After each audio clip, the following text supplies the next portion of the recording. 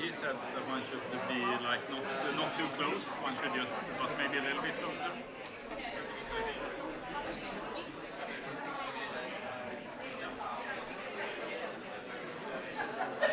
Can we start, please?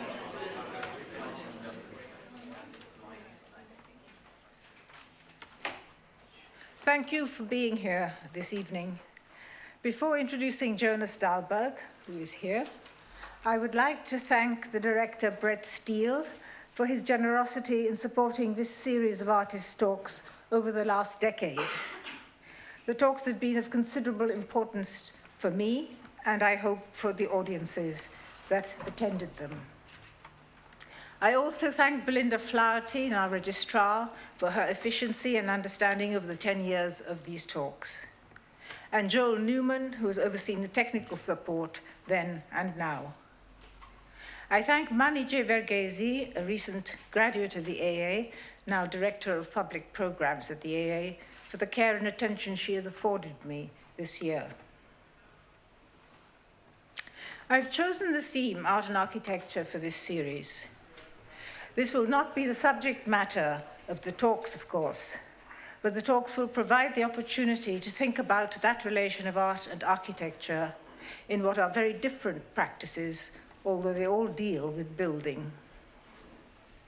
The speakers will be Jonas Dahlberg this evening, Gregor Schneider next Friday, and Georges Roos on the 20th of November. Jonas is the only artist I have invited more than once. In fact, this is his third talk in this series. He did indeed do 2 years of architectural study before taking an art degree, but he is here as a gifted artist, one who has recently produced an extraordinary design for a memorial to the victims of the Breivik massacre on the island of Sorbraten in Norway, and it's called Memory Wound. When he spoke here in 2005, he described a series of video works which consisted of slow scenes where the camera moved rhythmically through different architectural landscapes with no sound and no color.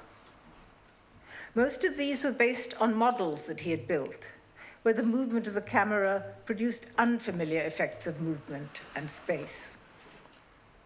Once, he himself filmed a village in the middle of a Swedish summer night. What we saw seemed to be a camera moving in detail through the streets of a model. So suddenly, a bird on a tree moved. In all this work, the viewer was caught up, mesmerized almost, in an uncertain, dreamlike world. I speak of this rather than his public commissions, book projects, photography, and theater set designs, because of my own experience of being inhabited by the work I have described, disoriented by it, puzzled, elated. The Memorial Commission gave Jonas the opportunity to exercise his concerns about his audience and the effect on them on a larger scale. He has produced something quite extraordinary, about which he will speak today. Please welcome Jonas Dahlberg.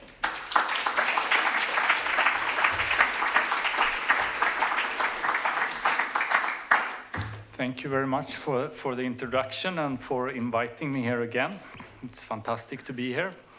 I will try to speak about 3 different works today, or at least 2. And which all are connected to architecture and loss and memory. They will be in quite different scales. One a larger, more landscape or land art scale on the first and the memorial proposal. The other one is a film work, which is made in a small little music box, and the third one is, which I hope I will get to speak about, is some sort of invisible architecture where it's more like stories about architecture.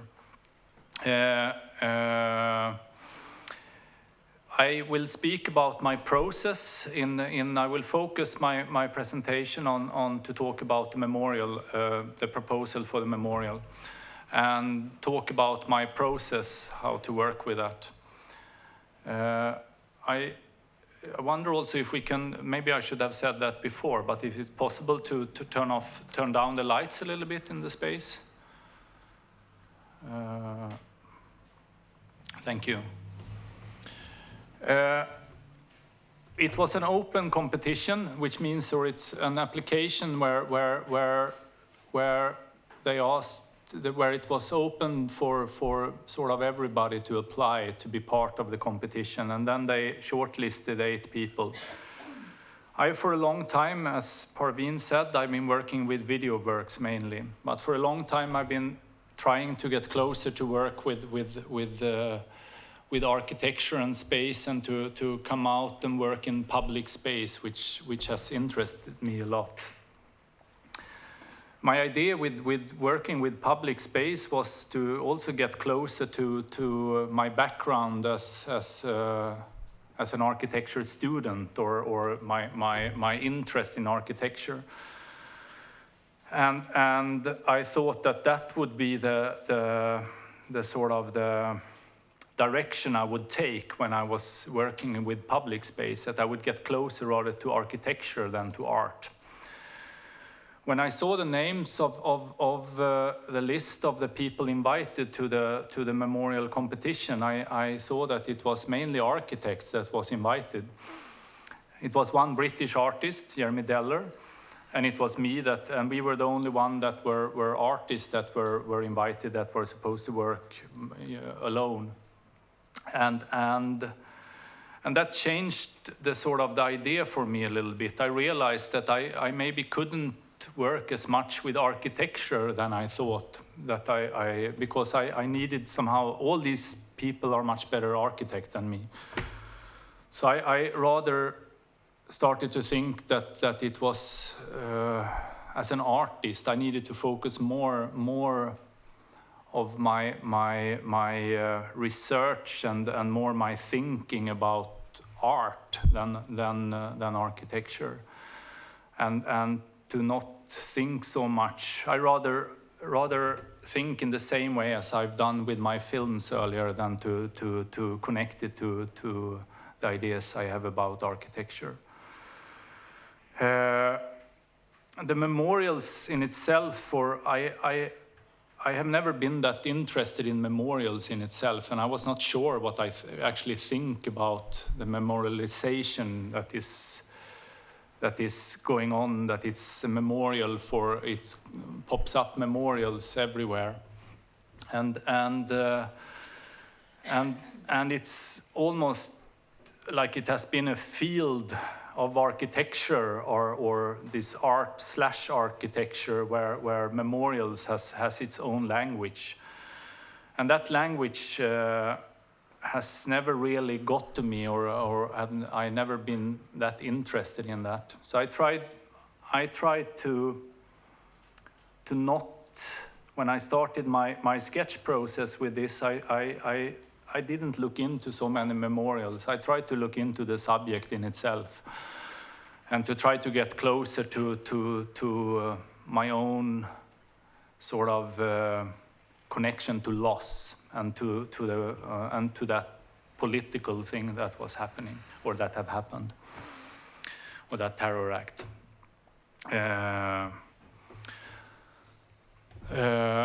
As most of you probably know, it started with the killer, or the terrorist bombed the governmental quarters in Oslo and killed 8 people there. He then traveled with a car 44 minutes to the island of Utøya, where he killed 69 people, mostly kids between 14 and 22 years old.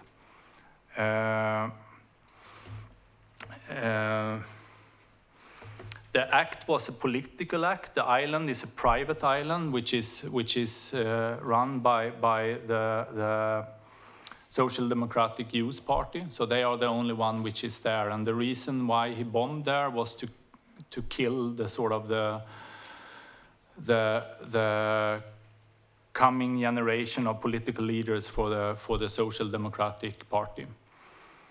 The process for all of us that were involved in this competition was that we together were visiting both the island of Utöya and the memorial site. Here you see, you come into the island of Utöya. The memorial site, which has been is a site which is picked by the government, which is on a peninsula reaching out in the water, and it's the tip of a peninsula, which is chosen for the memorial site. You travel, you come there on a country road, a small country road. The idea they have is to establish like a parking place close to the memorial site, and that to lead people in over an open field, like sort of the shortest way from the parking place to the tip of the peninsula and to the memorial site. Our trip started with a site visit to Utöya. This is from land where you take the boat over to the island. It's just one boat that goes over there. The same person that drove us over there that this day when we were going to the site visit was also the person who took Breivik, the killer, over to the island. The second person who got shot at the island that day was his wife, that was a caretaker of the island, and he's still driving the boat. One of the first things that all of us, I think, reacted on was that how close the island is to the land, and how that you can actually see this is a little bit of a wide angle on the image, which means that it's actually closer than it looks like. But you can actually see people moving there. The people who lives in and moves on the mainland have been able to see the people moving on the island, have been able to see what happened there, and at the same time not being able to help, which is of course a horrible experience for these people. We got over to the island, and one of the person who was going to guide us this day was one of the leaders of the AUF, the Social Democratic Youth Group. She survived that day by swimming away from the island, and her job this day when we were there was to take us around and walk us through the path that the killer was walking. So she took us step by step and walked from site to site and stopped where someone had got killed. When she stopped and she talked about the people who have died and what have happened there, and how they have died. One of the first stops on this site visit was in the main building, where a lot of people have lost their lives. It was, for us that was there, I think it took us all by surprise how it was like walking into an open wound, basically. It was like it happened the day before. You can see gunshots in the walls. You can see the carpet were bleached from that they have tried to wash away the blood. And it was hard to breathe in there. It was like an enormous, dense situation. Some of us started to cry, and the space was sort of filled with silence and this sort of horror. Then we walked out in in the nature and walked around the island and followed his steps. And she stopped at sites in the nature. One of the first, and described also there what have happened. And one of the first things that I reacted on there was that out in nature it was easier to breathe. It was that nature's own healing process have started to or have already started the day after it happened. Nature has started to move on, basically. And this was one, even without, I didn't really think about that at that time, but that sort of experience of the difference between the built architecture and the nature and the healing process of nature was something which I brought with me in my work later on.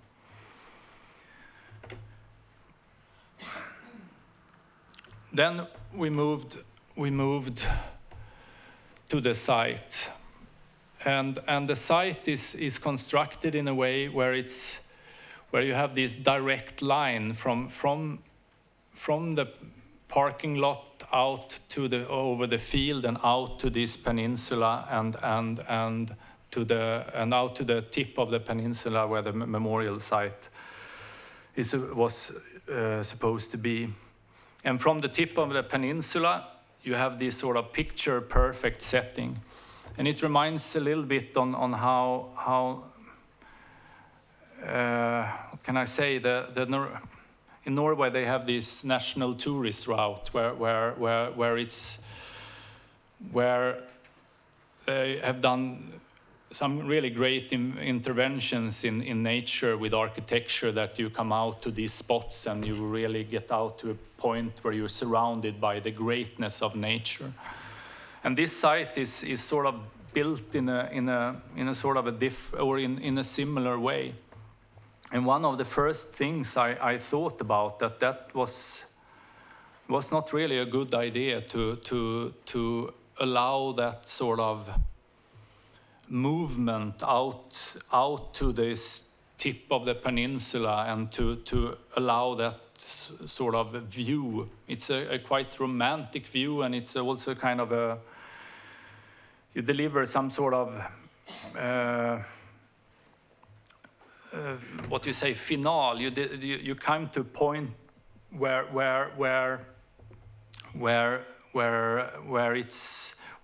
your view becomes a little bit voyeuristic and a little bit passive. You also come to a position on this tip of the peninsula where you actually transfer the island, Utøya, where it happened, to a memorial in itself, to a monument, basically, where you freezes this island and you will stand there and look at the island as if it was like Alcatraz or some sort of a horror island. And I thought directly that was a bad idea. It's also from we had the long talk with the leaders of AUF before, and they wanted, one of the first things they said was that they wanted to take back the island. They wanted to start to use it as soon as possible again and not let him win. And it felt a little bit it felt wrong that at the same time as they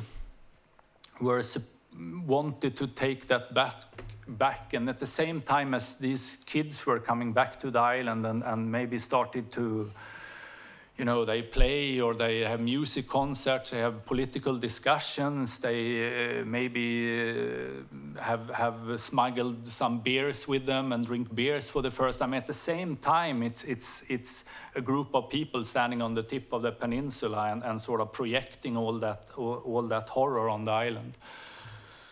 So one of the first things I thought about was to try to block that view and to try to stop it somehow, and to not allow that sort of gaze, that voyeuristic gaze on the island. I also had a feeling with me from the bus ride out, because it's already started when all of us went into the bus, that you have this sort of some kind of need of seeing this place. when you have these things which have happened lately, when they are televised, or they are sort of fictionalized at the same time as they happen, and it's nothing one can do about that. And it's almost that as a person you have this in you, that you want to make fiction real. You want to come to this site and you want to try to understand the ununderstandable. But at the same time, when it's very hard to beat fiction. So it means that when you walk into the site of where you're projecting this, when you want to sort of take a step into what you have seen on television and you want to see what was and make it real somehow. My feeling was that it's rather that you walked into fiction than you make fiction reality. So it became even more fiction, that sort of voyeuristic gaze. And when we were there in the bus and we have all this tension on seeing the island, and we were getting closer to it. It's a lake, this also. We're getting closer to the lake and we started to see the water and we saw an island. And someone asked in the bus, "Is that Utöya?" And everybody of us was raised up in the bus and started to look over. And then someone said, "Oh, no, it's not." And then no one cared about that. And we sat down again. And you have all this tension. So it's almost like the memorial, or this sort of sequence of seeing. It starts already when you sit down in the car or in the bus, or when you start your movement to there, when you start your inner movement, your thought about going to this site, then the sort of the memorial have started. So I wanted to try to use these things, because even if I don't think the voyeuristic gaze, it's not it's things that happens with you that it's not that much to do about. The fictionalization, this voyeuristic gaze, this need of seeing something like that, it's things which you can't really fight. So I wanted to try to use these movements, or these kind of also emotions that we bring with us, and to work with that in the memorial in itself.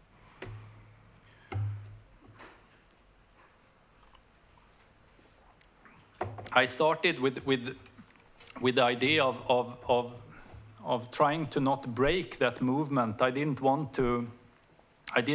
this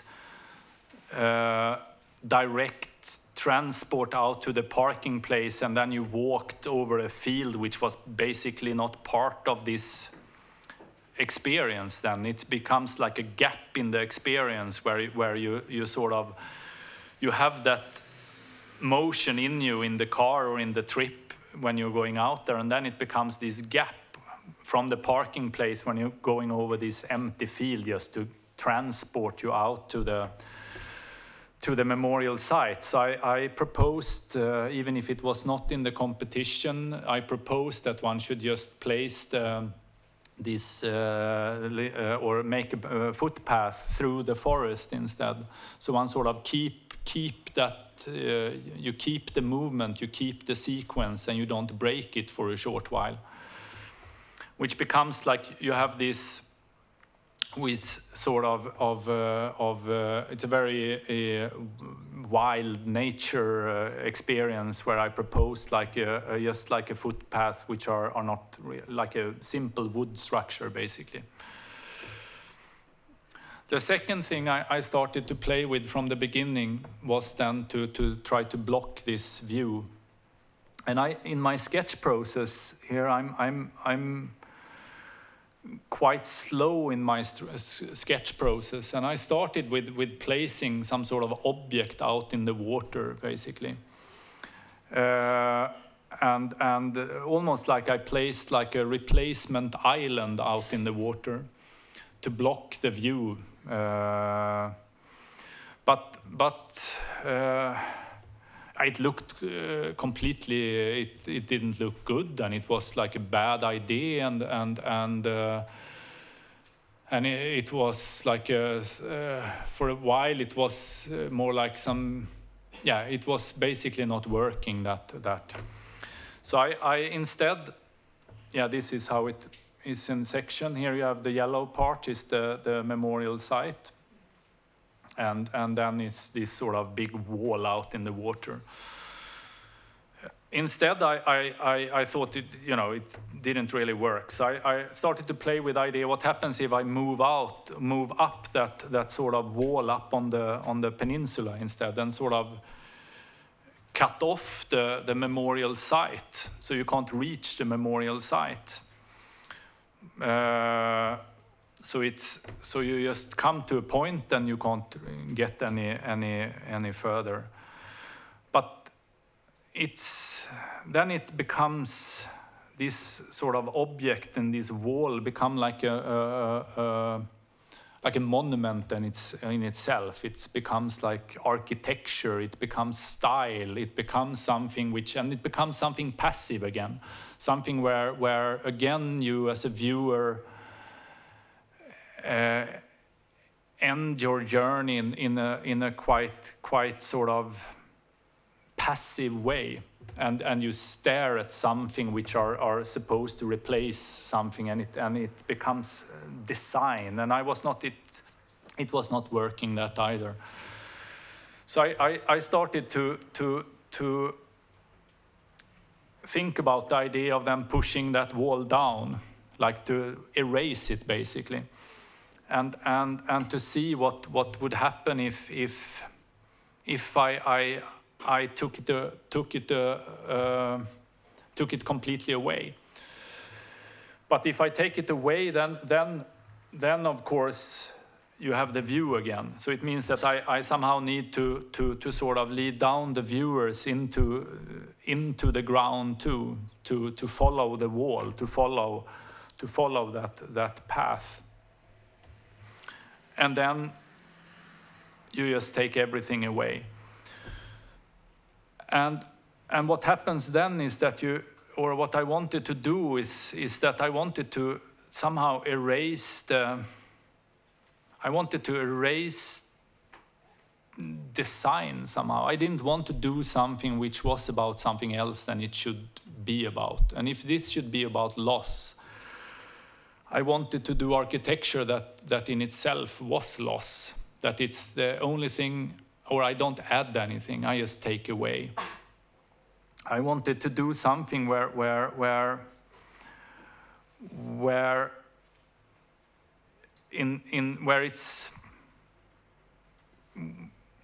you get closer in this for I can show, we can jump a couple of steps to this. But I wanted to do something where it's everything which this communicates is about what it should talk about. It should talk about loss. It should lead you into a situation where you experience your own loss. You experience the loss of not reaching the tip of the peninsula. You make a movement into this, out on this peninsula where your whole physical experience which you bring with you is that you want to reach the tip, and then you're not allowed to reach the tip. And the other thing you want to do when you come out there is to see. You want to see the island, and to also stop that possibility. And it means that what happens is that what I think one needs to do with a site like this is that it's to be able to honor the people who died. You need to get closer to your own loss, basically to see and understand that what happened through your own loss, because most people who come to this site are not related to the people who died. Most people come there to honor the people who died, but to really do it, maybe you also need to take a step closer, because we all have experienced loss. We all have loss in our lives, and I wanted the way of seeing to get closer to that kind of experience, if it makes sense, that you sort of see through your own loss. And I wanted to do something where where it's very clear that it's like, instead of doing like one of these, many of the memorial sites which are done are quite generic, or they use a language where you're supposed to project a lot of things of something which is quite neutral or abstract. And I wanted to do something where it was not illustrating something, basically. It's not illustrating the idea of an island, on this sort of the island, which is an isolated thing out in water which you can't reach. I didn't want to illustrate that. I wanted to create a new island, basically. And I didn't want to illustrate loss. I wanted to do loss for real when you take the material away. And I didn't want to illustrate the sort of that horrible feeling of that distance, that you see something which you can't reach. That, and in this case, it's like the names are engraved on the opposite side of the new island, which is that you can see them close enough to read them, but they are forever unreachable somehow. Here is the wood path, or the illustration of that. This is close to the position where I showed on the image in the forest before, and this is where you see in the tip there, you see the island of Utøya, and at the same time as you see the island, the path goes down into the rock and leads you into this balcony. A memorial site for something like this should do maybe two, or mainly, or it should work for two things. One thing is the political side of it, which is almost like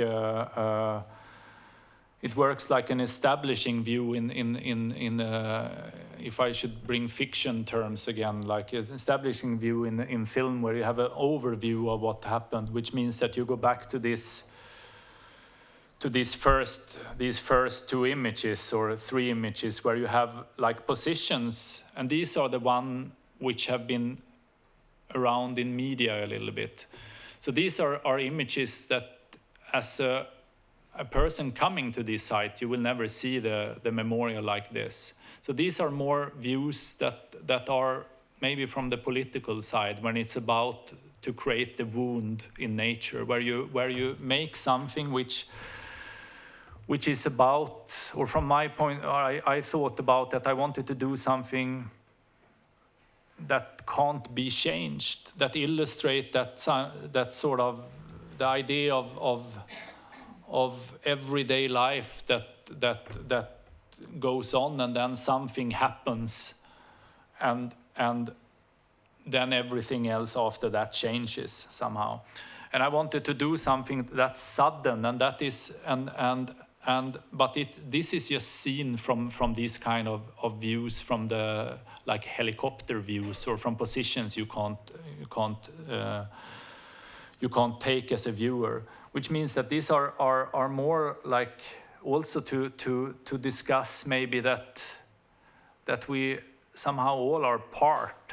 I shouldn't go into too deep but we all are part of creating an event like this. We all are part of the language which we are using, and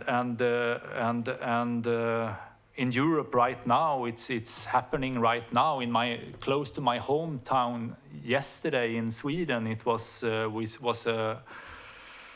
young guy with a sword coming into a school with which and it's a right-wing extremist that killed 2 people, and the school is a place where a lot of people of new Swedes are in the school. A lot of immigrants. It's in a neighborhood, so it's like we are all part of that language. What we create right now, and I wanted to do a memorial that also point that out. And this is about that kind of view from the outside, and that cut in that kind of tough cut in nature like that.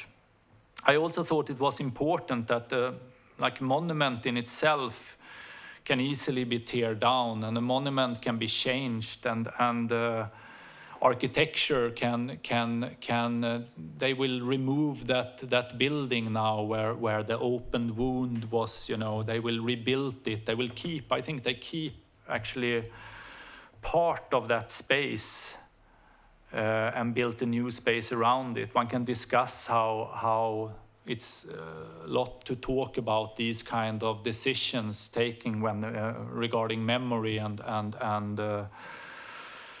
how to deal with that kind of memories in terms of what do you say, artifacts, or these kind of keeping objects from it. But I wanted to do something which can't be changed, which will always be sort of communicating the same thing. It will always be clear what this is, even if suddenly we are in a troublesome political situation where they would like to change that.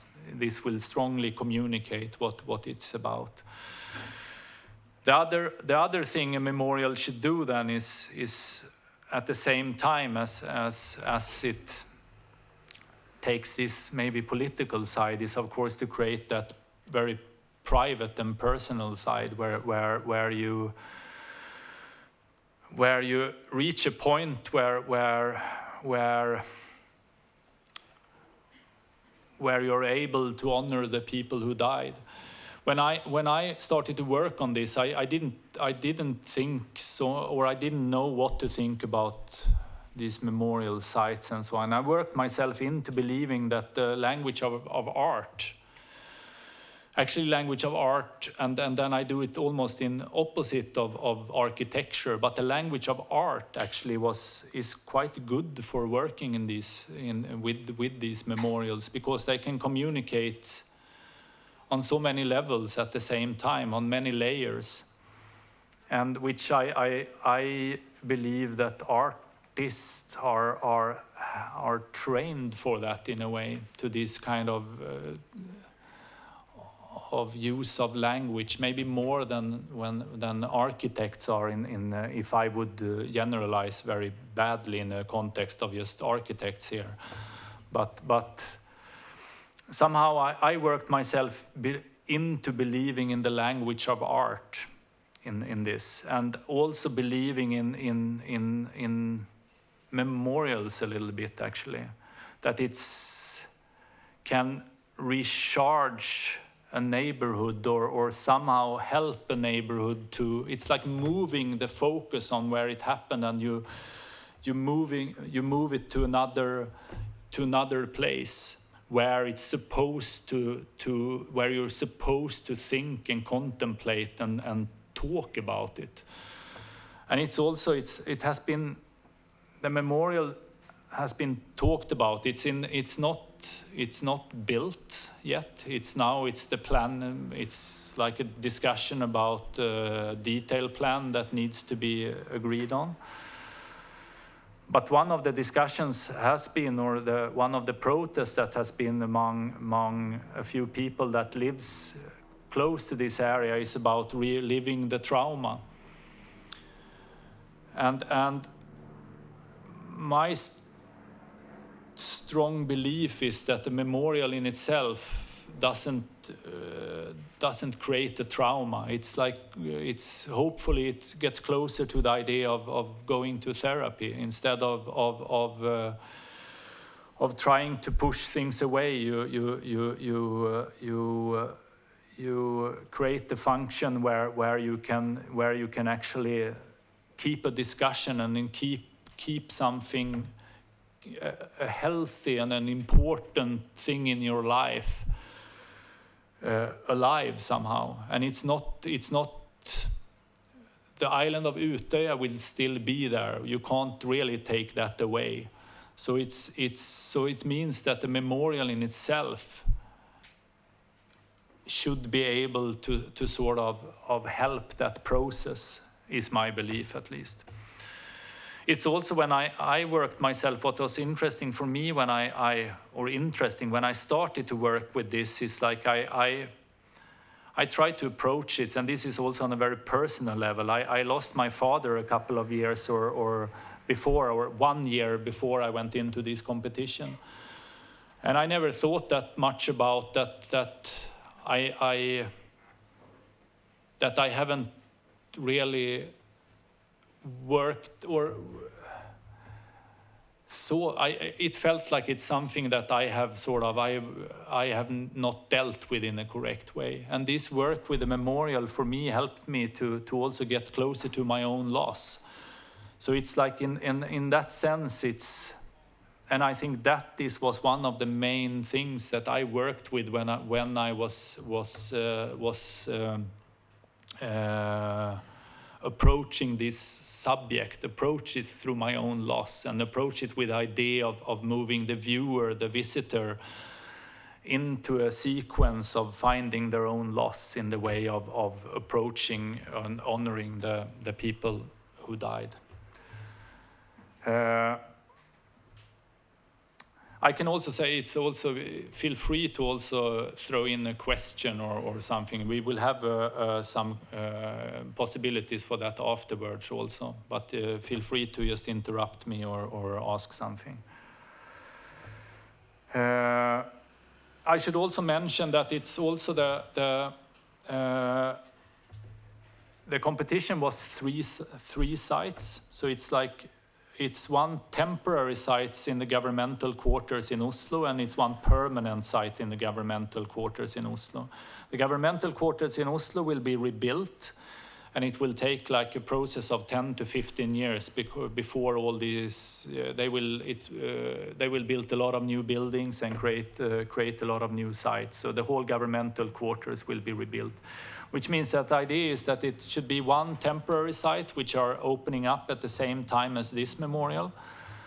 And that temporary site in the governmental quarters will be there till the permanent sites are ready, basically, and then one make a permanent memorial in Oslo.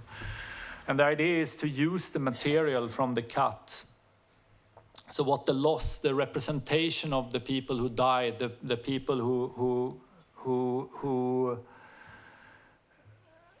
wanted to take part of, or wanted actively to take part of building our society in engaging in political party, and their role in that got stolen from them. The idea is that the material, the representation of the loss will be used in the city center to build and construct the two sites in the city center.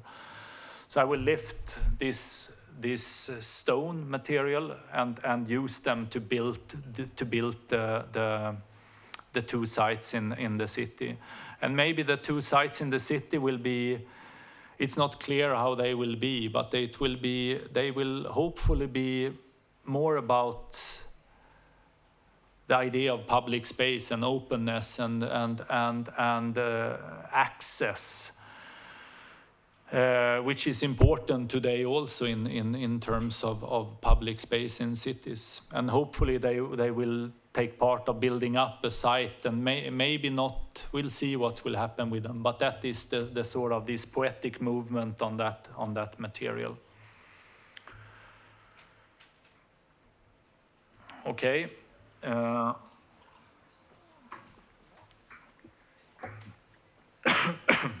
Sorry. It's a little bit, I never tried to talk. Normally it's a little bit tricky to talk about this project and then to move into another project. And Music Box. This is a project which started with me. This is also happening.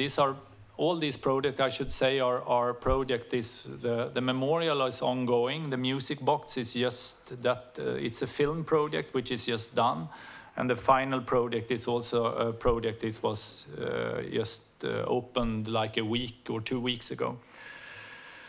I was asked by the city of Kiruna, which is one of the most northern city in Sweden, and it's a mining city.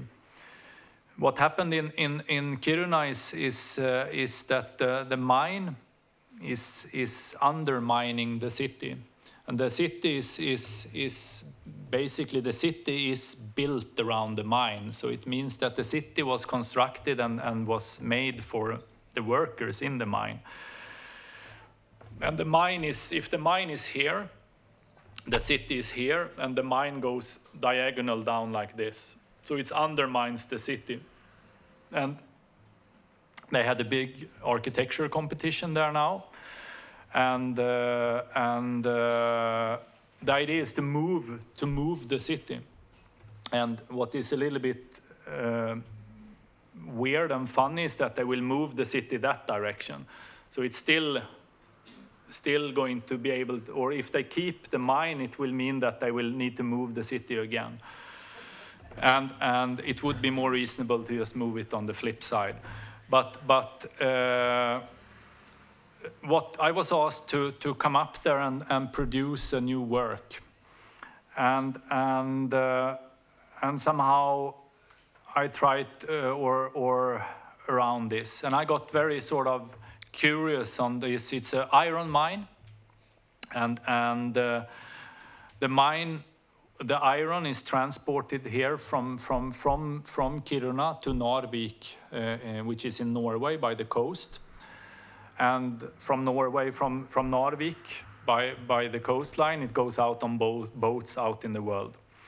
And I was quite fascinated from the beginning in this train. See if this works. So it's a train that goes from Kiruna to Narvik, and it goes every day, all the time. Basically, it goes on. I don't think it goes the whole night. It's just transporting away the city, basically. And it's this kind of idea of this. It's also this kind of poetic idea of this idea of that they are transporting away themselves. That they are sitting on a branch, and they are, and it's like, and it just keeps on going. And in the middle of the night, each night, I don't remember which time it is, but then you hear some explosions from the mine, and then they wait and then it's ready in the morning to take out the iron again. So this is just constantly going on. So I follow I started, when I was invited to this, it was also, again, I talk a lot about the loss of my father here today, but it was again when it was in the time where my father died. So it meant that I couldn't do the work when I was supposed to do it. And I waited a little bit, and I waited, and then it was winter, and then it's dark all the time up in Kiruna. So you can't see anything. So it's the whole process of the work when I was supposed to do my site visit to Kiruna the first time, I was not going to be able to see because it was dark. And it's quite interesting, the idea of going to a place for the first time to look at it and to get some sort of information from that you can start your work that you're not able to see. So I started to think about this sort of infrared camera, and to use like infrared and infrared light to be able to see what the eyes can't see. And I worked a lot with this train and to follow that sort of train movement, but I didn't get anywhere with it. This looks a little bit like it could be like an entry to some HBO series or something like that. And it didn't felt like I get closer to the subject or what I wanted to do. But in the process of emptying my childhood home, I had this music box that appeared, and I brought this music box with me to my studio, a little music box which is like 12 centimeters, like this, 12 to 7 centimeters. And I had it in my studio, and I was sitting here and working with this project, and I didn't really get anywhere with the project. And one day I looked down into the music box, And I started to think that maybe that is the key to everything. Maybe this represents everything I was looking for with the work with Kiruna. So the music box in itself is like an object. It's an extreme nostalgic object, which is the idea of when you think about the idea of a city that will be tear down. Streets are disappearing, houses are disappearing, all those stories that are disappearing, and lives and so on. And you connect that to the nostalgia and the music box, and what it also stands for is like the childhood, which is forever lost, of course. And then you look closer into the music box, and you start to look on the machinery. And suddenly it's like I had an idea from the beginning that I should start to look at this music box with the idea that it should, that I would. It's also, I should tell that it's a music box that my mother got in Germany in 1942. So during the war in Berlin, she got this as a gift for her when she was 3 years old. She was born in Berlin with a Swedish mother and a German father. And when I looked into this music box, the idea for me was that maybe I could, if you just look closely enough, you will uncode it. You will get that history, the unspoken things. You will look on these traces and little whatever it could be. If that somehow I should be able to understand my own history. But what happened instead of doing that, it's like the idea of the Proust's Madeleine cake, when you see something and all these things, all your memories pops up to you. Or if it's a smell, or if it's a taste, or something like that. In this case, I don't know if this is correct description, but it became rather like a failed Madeleine cake, because instead what I saw when I looked into this music box, I see the history of industrialization. I see film history, and I see a lot of other things and nothing is connected in a direct way to my own family history, which I was kind of looking for.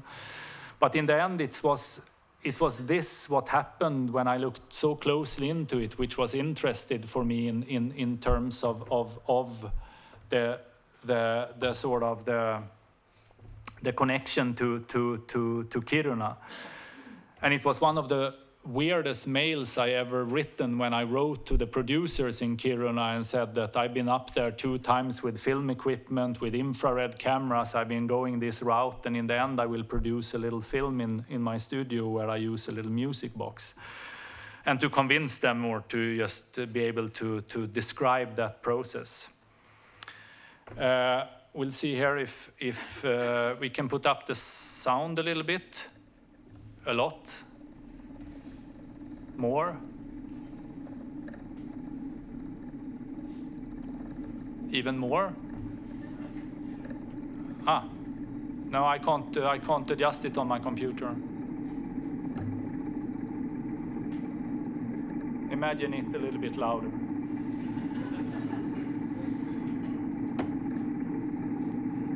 And can we switch off the lights even more?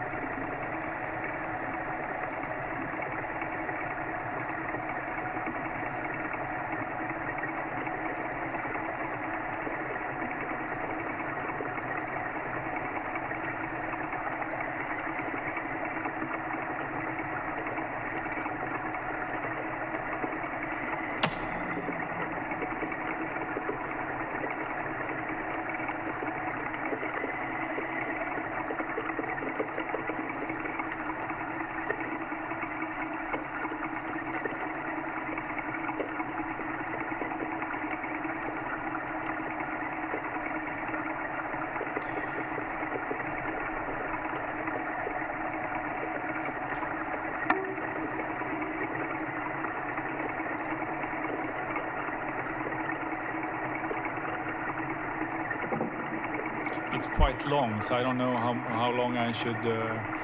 27-minute journey,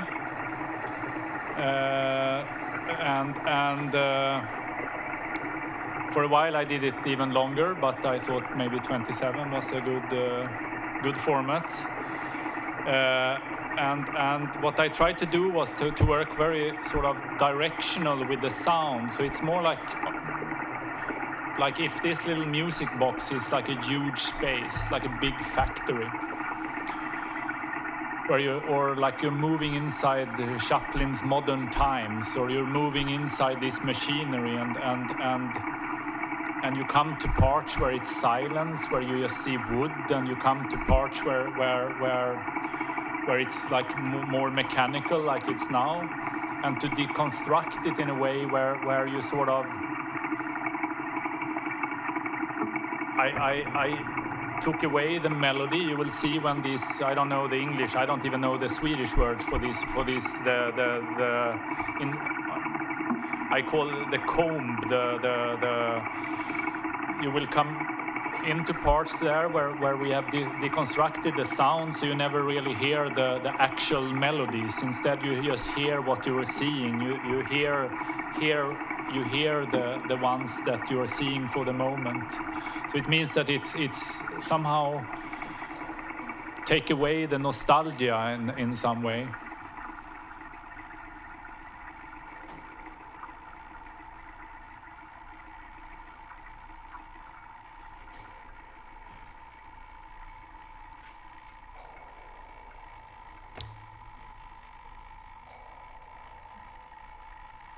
And it should be a little louder, I say it again.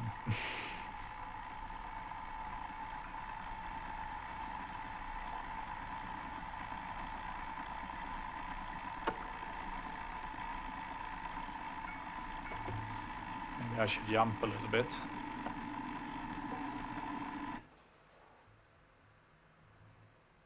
We come up to...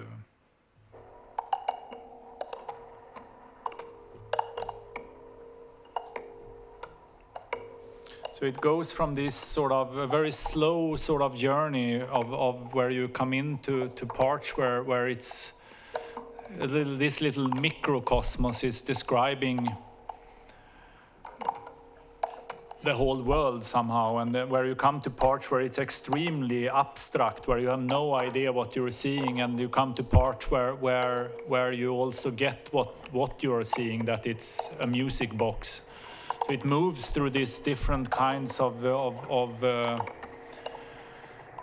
knowledge making, you can say.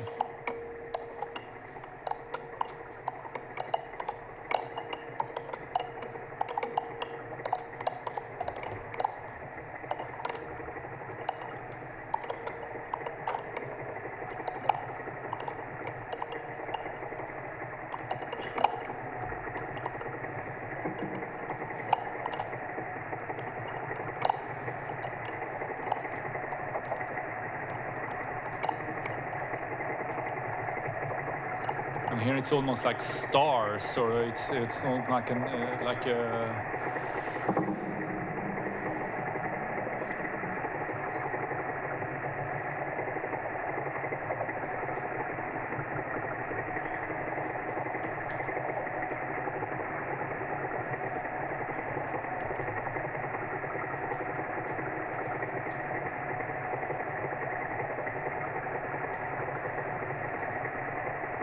keep it a little bit.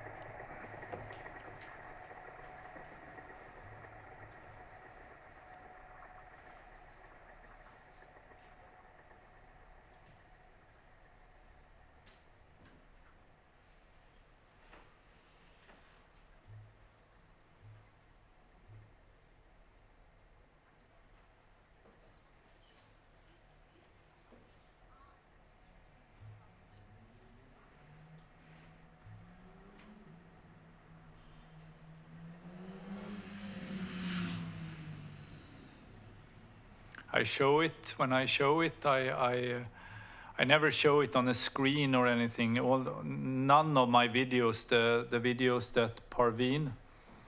Now I wanted to wait for the silence and then I couldn't handle it, so I started to talk.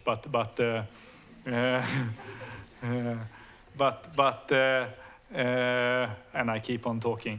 I always work with this as architecture. The films Parveen was describing before is always installed rather as architecture, and the idea of using architectural time rather than cinematic time. Or I never really work with a narration which is connected to cinema in that way, I think. So they are always installed quite large. The videos always start on the ground and fill the whole wall. So it means that they become an extension of the space you are in rather. And with the idea of you just, as a viewer, walking in and out from that room, or as if it's a room in it or any kind of room. But I think maybe it's, I can give you a,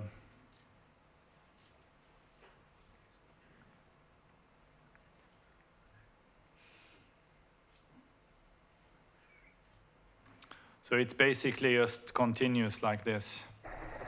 And it's till it comes back to the position where it's looped, so it comes through this. So it does this constant journey inside this music box.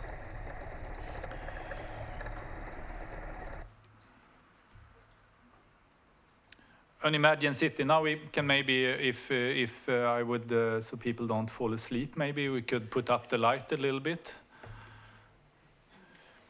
So this is another work connected to rather memory than loss. But of course those memory and loss are connected to each other. Imagined Cities is a project, I don't know, maybe I talked about that last time I was here, not sure. And I for a long time, for a while I was working on this, I was building up an archive of memories from spaces and spaces from movies. So I was sending out this mail to people where I asked them to sort of try to, or I can do it as an exercise with you instead of you reading on that. If one think about, for example, living room for a while, then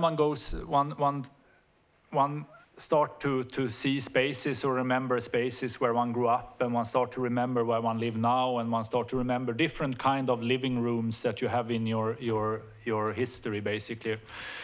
But after sooner or later, you remember a living room which comes from a film.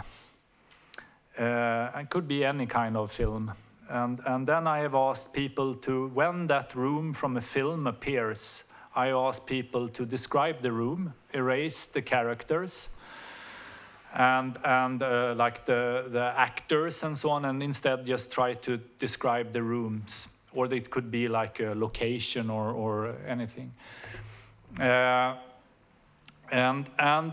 I collected these. I have maybe 500-600 of these, which I let the writer work on a little bit, or treat, and then I let some actors read them in, or that's probably not correct English, but so and then I have worked with I got a commission to make a new public work for the new architecture school in Stockholm, which is this one. It's made by Tam Videgård. And I started to think about how to work. One of the nice things with working with public space in general, art in public space, is that you can communicate over a quite long time. If you do an exhibition, if I show this film which I showed, I will show that in an exhibition, and you know that you have like 4 weeks or 5 weeks on you to say something, and people basically come there one time and they spend like 10 minutes. So basically you have 10 minutes, or if it's a solo show, maybe you get 30 minutes or something like that. But if you work with public space and art in public space, suddenly you have all the time. You can, because you know that people are moving through this space over, either you live in the neighborhood and you pass by an area for again and again, or you are working somewhere and you pass that, or like here you're starting your architectural education and you will be in this building for 5 to 6 years. And then I know that, okay, so I have 5 to 6 years here to say something. So I can sort of do things where people can pick up a little bit every now and then during these 5 to 6 years. And then I started to think about also that what an architecture education is, and what I thought when I went to what is kind of lacking, or what was interesting, what would be interesting to work with. And then I started to think about to try to deal with some sort of invisible architecture, to add the layer of architecture which is invisible, and which is also nice in terms of art in public space, because normally it's seen as the artist should come in and sort of do something which quite often makes the architecture a little bit angry, because they have basically made a new building which they are pretty happy with, and then some artist comes in and put a lot of stuff on it in the last second.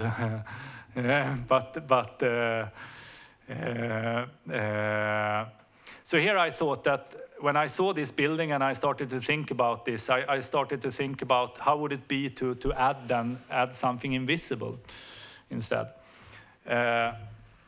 which means that, and this is the main sort of entrance. What do you say? Plan or floor, which is a little bit like sort of labyrinthic. And here my work is already on this image. So what I did was that I have, and one can actually see it on this, I have put in these ultra-directional speakers in the ceiling, which I masked into the same plate as the ceiling material. One can see that the lighter, one see two to the up in the left corner there, or top corner, where one see two plates, which is a little bit brighter in the tone, because it's a fabric which is matched, so it means that it reflects light a little bit differently. And these are ultrasound speakers, which means that when you, and I have 12 of them in this main floor, around in that, and when you come in and it's empty there, which is quite rare that it is empty, but if you come in or are leaving that space and it's totally empty, it sounds a little bit like if you come into a little bit posh restaurant where it's you hear a little bit sounds or voices, but you can't really hear the voices or what they are saying. It's very low. You hear a little bit like mumbling or whispering a little bit. But if you walk into this and the sounds are really direct, so it means that the sounds are just going down like maybe half a meter like this on a square. It really matches the square and go directly down, and then and goes like, or what you say, it reflects and goes up again. And what happens then is that you have like a voice in your head. So suddenly it's like you have that voice in your head, and then we can make a... I always remember the music scene in a parody when I'm performing on stage and playing music. I remember London and Pottery Lane, frugal circumstances, creative people, and parties. I remember a tremendously high-ceilinged room. I think it was Westminster, and an immense window with a view of the Houses of Parliament. I remember the terraced council houses that you saw through the window on the upper deck of a double-decker bus. It was a rhythmic, repetitive, and relentless sequence as you passed row upon row of houses. The housing was constant and consistent in its brutal repetition, like a pervasive register of constancy. There was a built-in anticipation that everything would look the same. That's how it always had been, and that's how it always would be. The architecture clearly said that our lives and our living conditions won't change, that to belong to the working class was to be predefined. I remember a caravan. It was interesting as a place and as architecture. I remember a forest, endless, dark, fog, and haze. I remember a dark and mysterious forest with tall, strong trees. The forest seemed endless, dangerous, full of monsters and malevolent beings. But if you climbed up high in the treetops, the sun was shining and you could see the surrounding landscape, a lake, and far away in the distance, cliffs, snow-capped mountain peaks. So what happens, of course, is in the space, this becomes like a little bit like invisible pillars, you know, that you have this sound architecture that comes down and puts a layer on the architecture in itself, and also it becomes like architecture of people, where people are standing still under and listening. So it means that because it's these flowing spaces that are moving around, where people are moving all the time, and once in a while on these spots people are suddenly standing still in the space, which is quite beautiful as sort of an invention in architecture, in that, or to add to that. What happens also is, of course, when you start to listen on these stories, if you listen, is that you, since it's from movies, it's also spaces we share. It's architecture that we share together, that we have. It's on some sort of unconscious or conscious cities and spaces and houses that we carry with us. And so you start to remember and recognize spaces without actually knowing that they are from movies from the beginning. So you wonder if you have been there yourself, or if it's, is someone describing your own home. And in when one describes a space like that, when one try to describe a space from a movie, of course one layer the space with one's own memory. So in the corridor of The Shining, suddenly the telephone from my grandmother appears, when I describe, because they are blending together, and which means that even if I get in two of the same, or if two people describes the same room, it's always different, and it's quite interesting, these sort of misreadings and so on, these layerings of your own memory that you put in these objects or different things. Yeah,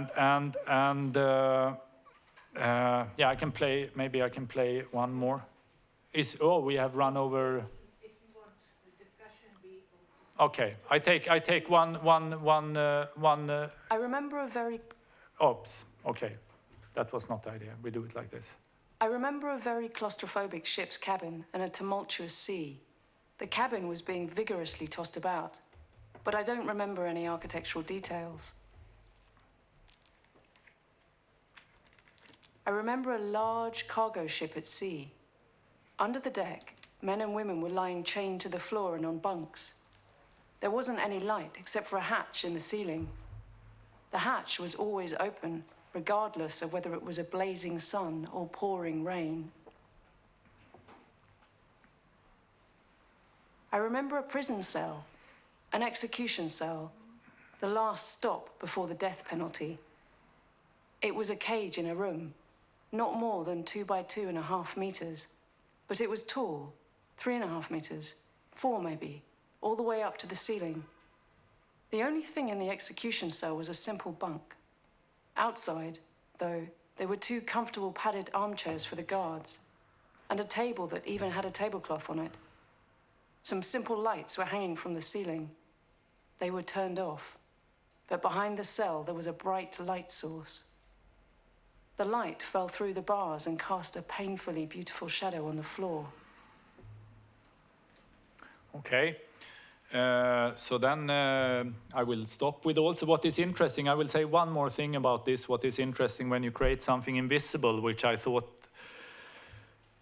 would be in an architectural school to add that sort of invisible architectural layer would be, for me, would be really, or I thought that would be a quite successful sort of addition to this public space, or this, what is this sort of, because this is the public space of that school also, this first floor where they also do a lot of exhibitions and so on.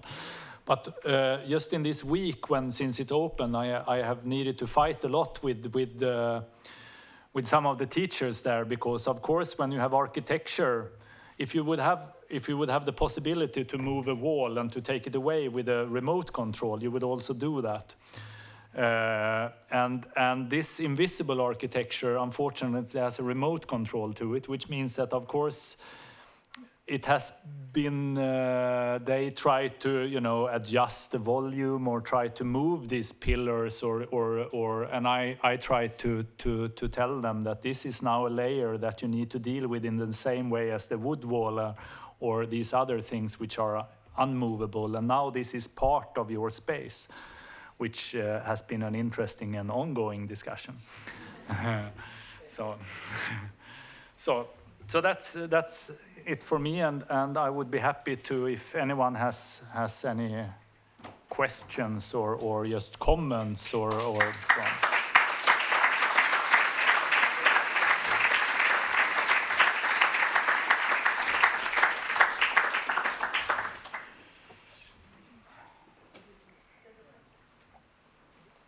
I think someone there. Oops. So, thanks for the lecture. And I was wondering, with this idea, have you thought about doing something like a public library or something, where a person comes in, sits down, has the view, and at the same time maybe is listening to a book, or a book is already playing and you can listen to that? Once again, are you another kind of application for the... Yeah, in a public library, I was thinking. Yeah. So, I don't know if you had thought of applying this idea there or something, or a project like that. No, but my answer is no. I haven't thought about that.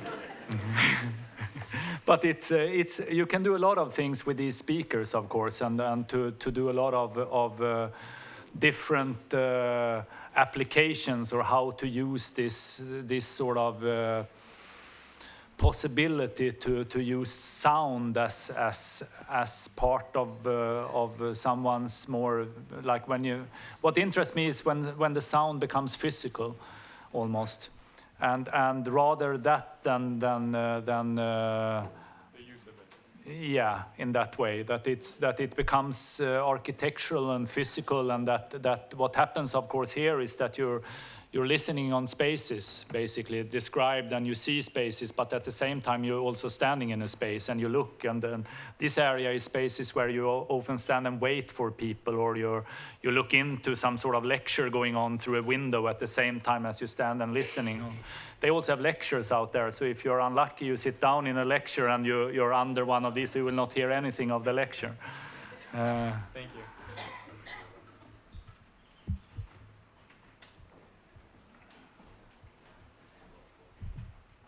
Has your attitude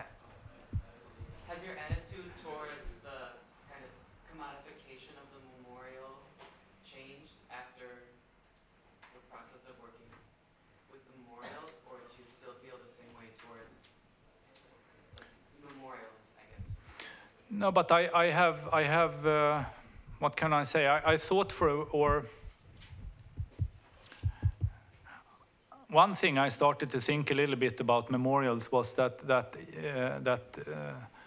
even in today, when public space are disappearing and a lot of, or most of public space becomes commercialized, it's even bad memorials in a way are interesting because it's spaces for thinking, and they are if you get that space and you make a memorial somewhere, it's a space where you can't really start to sell stuff. You can't really put that other layer on it because so memorials in general, I think, could be interesting because it brings in a different tempo. Then of course it's like I think, of course one think that one can use them better, like when one has that opportunity in public space to actually add something which is so much about something else and than normally are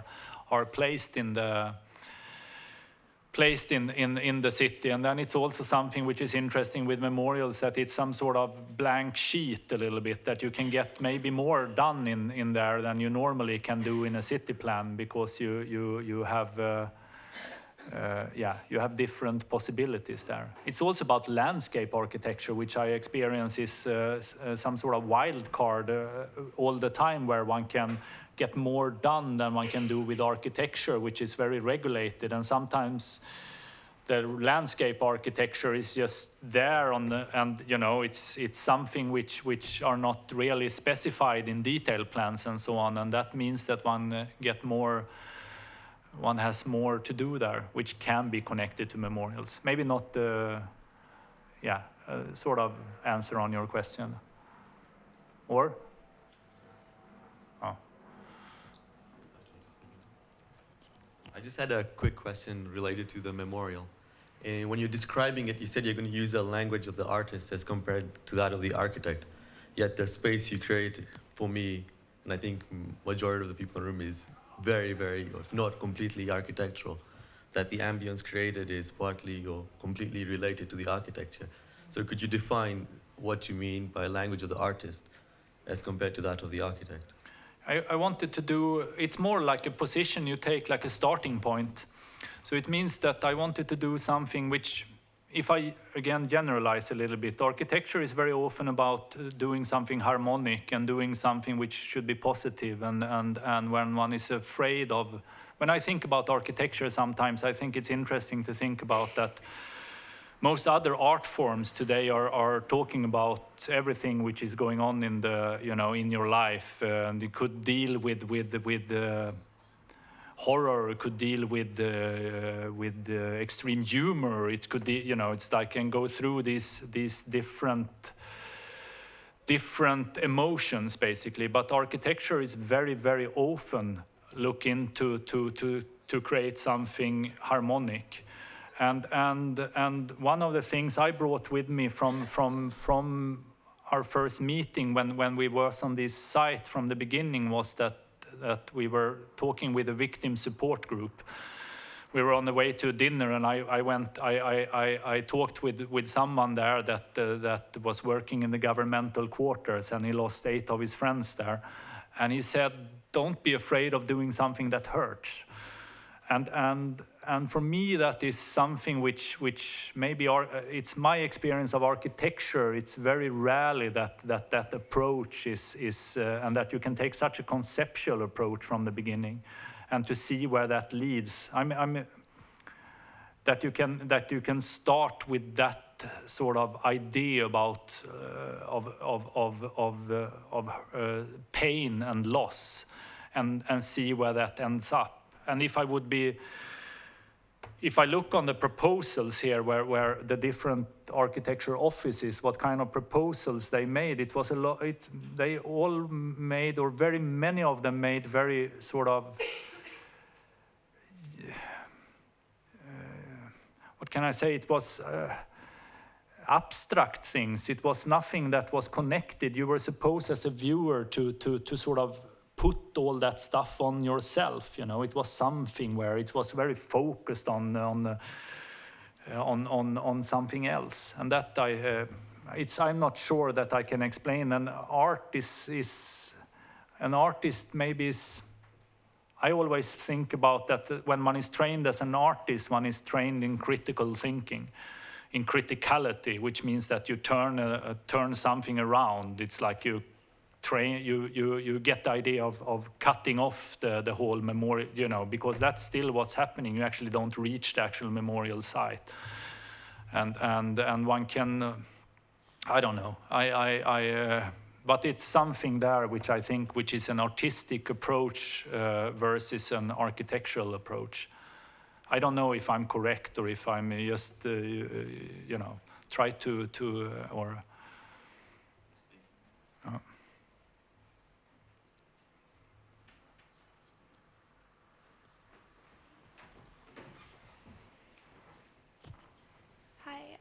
I'm also a Swedish design student, actually, and I really admire your work a lot. And wanted to ask you exactly how you managed to find such a balance between the art and the architecture that you produce, if you have a method for doing that, perhaps? No, I don't think so. It's like, it's just, I mean, always, I think I still work with architecture in that sense. So when I moved away from I started to study, I started to actually go through art history for 1 year, but that I did just to get into an architecture school. And when I studied architecture, I started to be more interested in. I was not happy with that the discussions ended when I thought they should start. When you came to the concept in the end, you have talked about all this other stuff, and then you finally get to where my starting this, what I wanted to speak about. Then it was done. So by accident, I actually was playing soccer in a park in Malmö where I was studying architecture in Lund, and the people I played with was artists. So after that, we sat down and talked, and I realized that maybe I can, you know, apply it to an art school with what I'm doing with what I want to do at an architecture school. So from my point of view, I never stopped doing architecture. I just moved it to another space where I could have a discussion where the discussions, at least during studies, were different, or where we were talking about what I was talking about. So the balance, and then the balance becomes that it's like you're trained in, you know, as I'm trained as both basically, but I'm still doing architecture, but I do it in the language of art, or more or less in also the spaces for art. And it's now lately, just when this memorial is out in a different kind it reached somewhere else, which I never thought that I would be able to reach, in that sense that it was suddenly it's land art or architectural landscape architecture, and I didn't, when I started to work with that, it just ended up there. So Okay, I think there really is no time for any more. I would just like you to show your appreciation of Jonas's talk.